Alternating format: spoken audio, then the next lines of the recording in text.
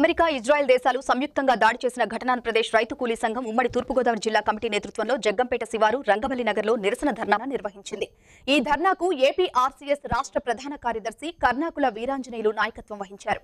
ఈ సందర్భంగా వీరాంజనేయులు భవన్పై దాడి చేసి పాఠశాలలపై బాంబులు వేస్తూ పిల్లల ప్రాణాలను నష్టం చేయడం సామ్రాజ్యవాద దురహంకారం యొక్క పరాకాష్ట అని ఖండించారు. ఆయనల ప్రకారం ఈ చర్యలు ఇరాన్ దేశ సార్వభౌమ అధికారాన్ని, ఐక్యరాజ్య సమితి నిబంధనలు, అంతర్జాతీయ ఒప్పందాలను భయంకరంగా ఉల్లంఘిస్తున్నాయి. అమెరికా ఏదైతే ఉందో, అమెరికా శాంతి అంటే మొదలుపెట్టాడు డొనాల్డ్ ట్రంప్. ఈవేళ యుద్ధం రక్తం అని మొదలుపెట్టాడు.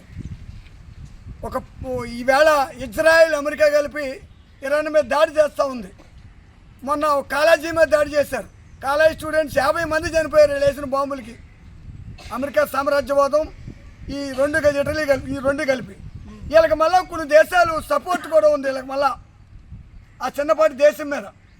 మరి ఒక పక్క 10 రోజుల నుంచి యుద్ధం అని తిరుగుతున్నాడు డొనాల్డ్ ట్రంప్. అయితే ఈవేళ మన దేశ ప్రధానమంత్రి గారు ఇవాళ మన భారతదేశానికి సంబంధించి కొన్ని లక్షల మంది వలస కార్మికులు ఉన్నారు. ఇవాళ వాళ్ళు బిక్కిమని గడుపుతూ ఉన్నారు. వాళ్ళ మీద కూడా బాంబులు పడుతూ ఉన్నాయి, వాళ్ళకు కూడా గాయాలు అవుతూ ఉన్నాయి. మరి ఏం స్టాండ్ తీసుకున్నారు? ఈయన అక్కడికి వెళ్ళాడు.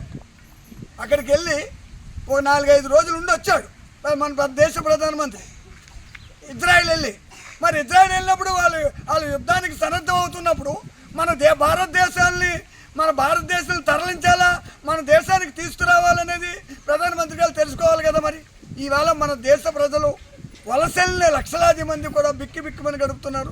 తక్షణమే వాళ్ళందరినీ కూడా తరలించాలి, మన దేశానికి తరలించాలి, ఆ జాగ్రత్తలు తీసుకోవాలి. అలాగే ఈ యుద్ధం అనేది ఆపేయాలి. లక్షలాది మంది, వేలాది మంది యుద్ధంలో చనిపోతూ ఉన్నారు. తక్షణమే అమెరికా యుద్ధాన్ని ఆపాలి.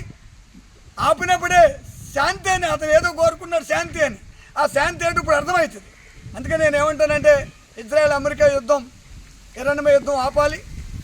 ఎందుకంటే ఈ యుద్ధం వల్ల ఎవరు కలిసి వచ్చింది లేదు, లక్షలాది మంది చనిపోతారు. ఆ యుద్ధం తర్వాత కూడా ఆ యుద్ధంలో వాడినటువంటి రసాయనాల వల్ల కూడా కొన్ని వేల మంది అనారోగ్యం పాలైపోతారని నేను తెలియజేస్తున్నాను. ఖచ్చితంగా యుద్ధం ఆపాలని ఆంధ్రప్రదేశ్ రైతు డిమాండ్.